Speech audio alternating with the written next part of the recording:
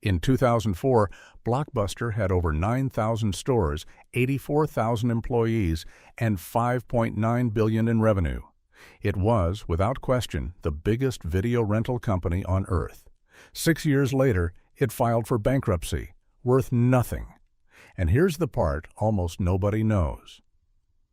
In the year 2000, two young founders of a struggling mail-order DVD startup flew to Dallas and offered to sell their entire company to Blockbuster for just $50 million. Blockbuster's executives laughed them out of the room. That startup was Netflix.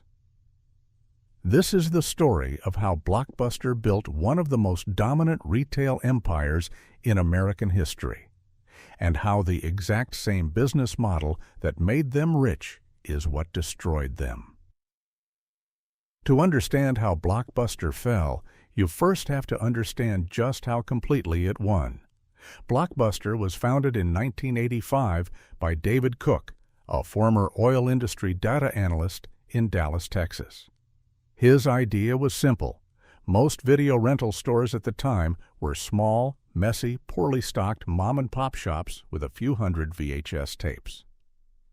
Cook wanted to build something different, a rental store with the selection of a warehouse and the organization of a supermarket, powered by a computerized inventory system that could track every tape in real time. At the time, home video rental was still a new and chaotic industry. Movie studios were wary of it. Small operators dominated. There was no single company anyone would call the video store. Blockbuster was about to change that completely. The first Blockbuster store opened in Dallas in October 1985, and it was unlike anything else in the industry. It stocked over 8,000 tapes, roughly 10 times what a typical rental shop carried, organized on bright blue and yellow shelves, with a barcode system that let staff check inventory in seconds instead of digging through drawers. Customers loved it immediately. Within a year, Cook had opened several more locations, and the chain was already outperforming every competitor in its market. Then, in 1987, everything accelerated. A group of investors led by Wayne Huizenga, a businessman who had already built waste management giant Republic Industries from scratch, bought a controlling stake in the company. Huizenga saw exactly what Blockbuster could become. Not a handful of stores, but a nationwide franchise machine. Under Huizenga, Blockbuster expanded at a pace that stunned the retail world. By 1988, there were 800 stores. By 1992, there were nearly 3,000 stores across the United States, and Blockbuster was opening a new location every 24 hours. The company standardized everything: the layout, the checkout process, even the exact shade of blue on the sign, so that a Blockbuster in Ohio looked and felt exactly like one in California. By the mid-1990s, Blockbuster wasn't just a video store, it was a cultural institution. Going to Blockbuster on a Friday night was a ritual for an entire generation. At its peak, the company controlled nearly a third of the entire U.S. home video rental market. But there was one detail buried inside Blockbuster's business model, a detail almost nobody paid attention to at the time. It would end up defining the company far more than anyone expected: late fees. Blockbuster's rental system worked like this. You'd rent a movie for a few days, and if you returned it late, you paid a fee, often $1 or more per day. It seemed like a minor operational detail. In reality, it was a massive profit engine. By the late 1990s, late fees were generating an estimated $800 million a year for Blockbuster, a huge percentage of total company profit. Executives knew it. Wall Street analysts tracked it. Late fees weren't a side effect of the business. They had quietly become one of the business's core financial pillars. And that's precisely the problem that showed up in the year 2000, when two entrepreneurs named Reed Hastings and Mark Randolph flew to Dallas with a very different idea. Their company, Netflix, offered movies by mail with no due dates and no late fees at all. It was small, a few 100,000 subscribers, losing money, nowhere near Blockbuster's scale.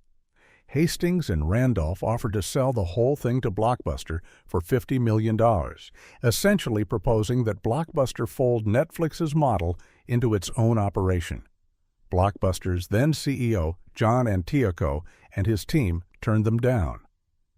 By most accounts, the meeting wasn't even taken especially seriously.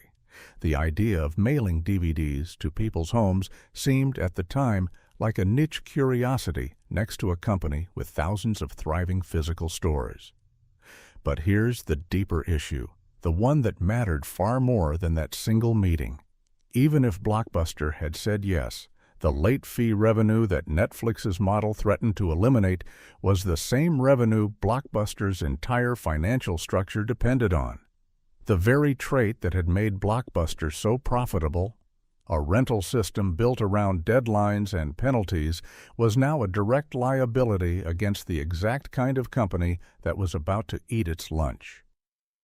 Through the early 2000s, Netflix kept growing, quietly and steadily, while Blockbuster mostly stayed the course.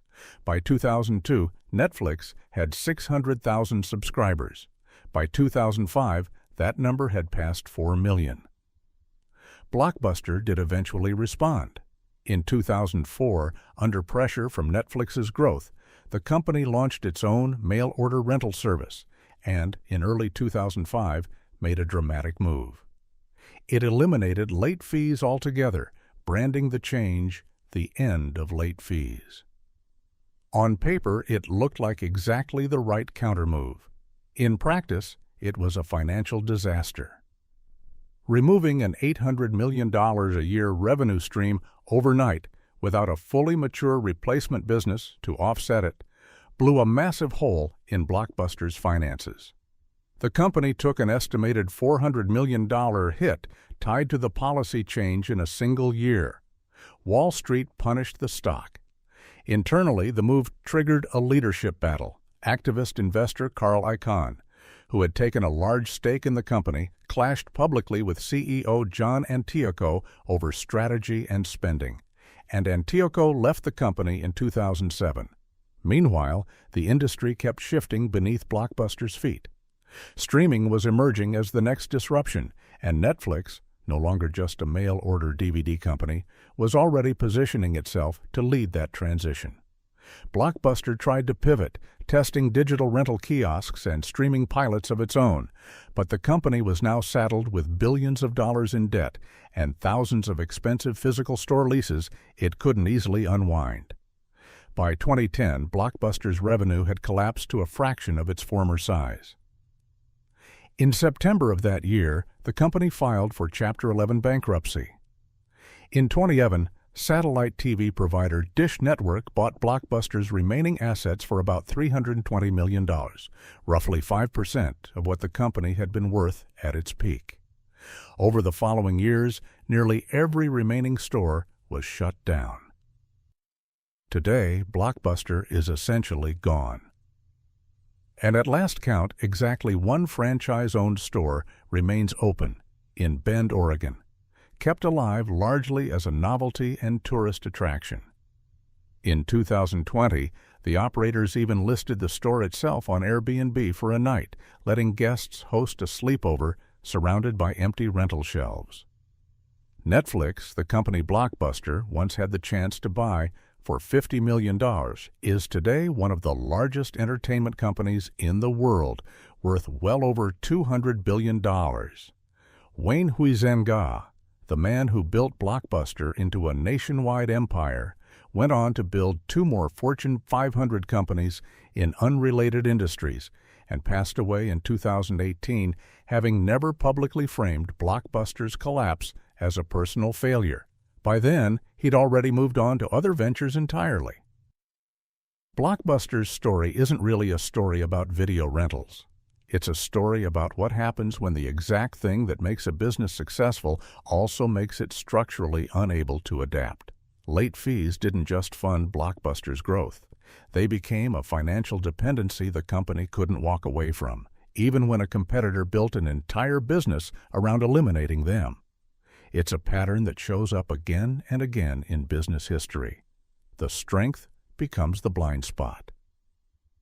And it's exactly what happened a decade later to another retail giant that dominated its industry so completely it never saw its replacement coming, which is a story for another time.